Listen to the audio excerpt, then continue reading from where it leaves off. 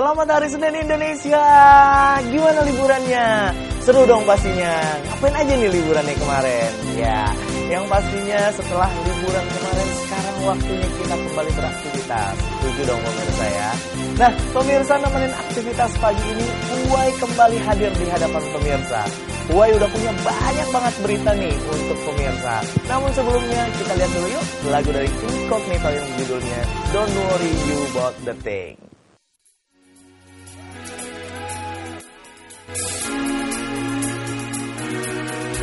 If you're feeling down, and sometimes you do, and you feel like you don't have a friend in town, well listen, don't you worry, baby, cause Incognito will be there.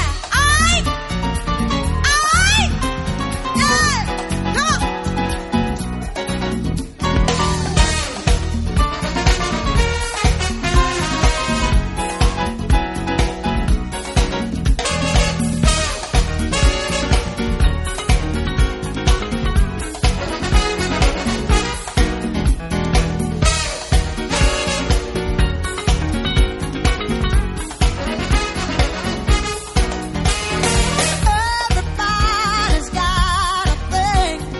Some don't know how to handle it. Always reaching out in vain, just taking the things not worth having. Don't you worry about a thing. Don't you worry about a thing, sweet baby. 'Cause I'll be standing on the side when you check it out.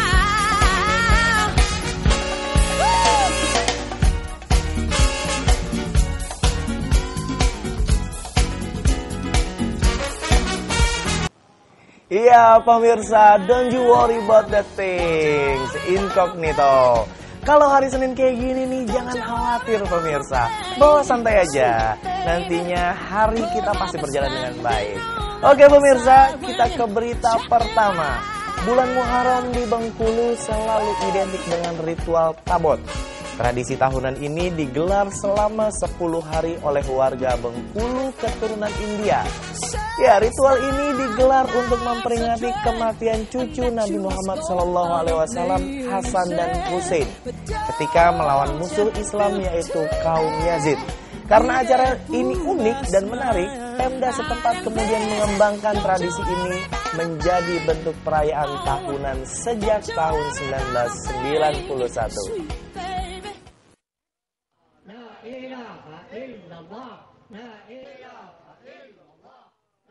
Tradisi ritual tabot dilaksanakan selama 10 hari, setiap tanggal 1 hingga 10 Muharram oleh kerukunan keluarga Tabot Bengkulu. Mereka adalah keturunan Syekh Burhanuddin atau yang biasa disebut dengan Imam Senggolo, seorang ulama yang mengembangkan agama Islam di Bengkulu sekitar abad 17. Tradisi ini awalnya merupakan prosesi mengenang perjuangan cucu Nabi Muhammad SAW, Hasan dan Husin, anak Siti Fatimah bin Abi Thalib, dalam perjuangan membela Islam dengan kaum Yazid bin Muawiyah di Padang Karbala, salah satu wilayah di Irak sekarang. Bagi warga India keturunan yang datang bersama pasukan Inggris tahun 1685 ini, prosesi tabot wajib diperingati. Mereka percaya jika tidak dilaksanakan akan mendatangkan bencana. Prosesi ritual tabot diawali dengan upacara mengambil tanah. Dalam prosesi ini, kerukunan keluarga Tabot membawa sesaji ke kawasan Pantai Nala dan Tapak Paderi, yang diyakini sebagai kawasan keramat Tabot. Dua keramat Tabot ini biasanya disebut dengan Tabot Imam dan Tabot Bangsal.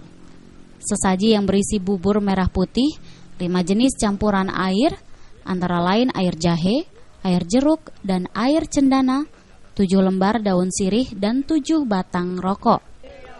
Ritual mengambil tanah diawali dengan menyiram kelima campuran air tersebut ke tanah. Tanah ini kemudian diambil dan dibungkus dengan kain putih, sebagai simbol kain kafan yang membungkus manusia ketika meninggal dunia.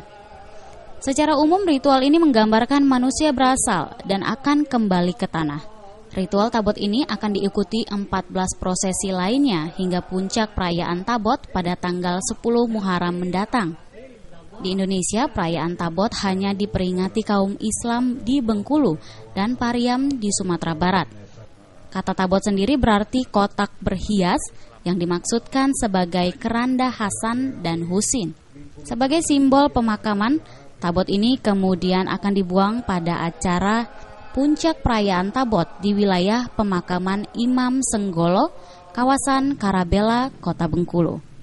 Dari Bengkulu, Tetra Surya melaporkan.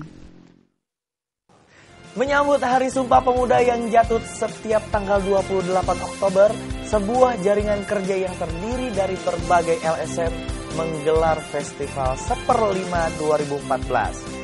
Melalui festival ini, mereka ingin mengajak anak-anak muda untuk memaknai kembali prinsip-prinsip perbedaan, keberagaman, dan juga kesetaraan melalui cara-cara yang kreatif.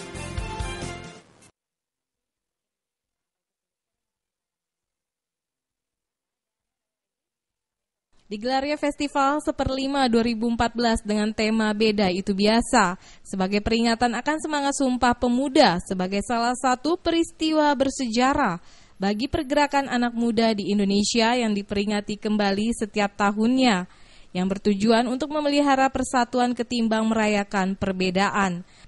Apalagi penghargaan terhadap perbedaan dan keberagaman makin terasa penting dan relevan saat ini bagi kehidupan anak muda di Indonesia, terutama dalam menghadapi berbagai permasalahan seperti kekerasan seksual, perkelahian pelajar, bullying, diskriminasi antar kelompok yang kian marak akhir-akhir ini. Apalagi maraknya kekerasan yang dilakukan atau menimpa anak muda bukanlah isapan jempol semata.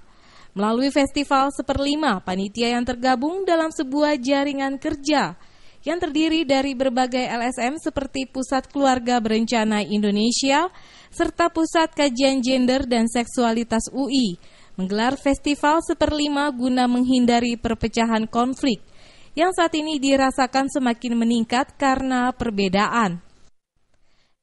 Dan kemana-mana pemirsa, setelah yang satu ini kita akan kembali di Berita dan Bincang Terkini Pagi.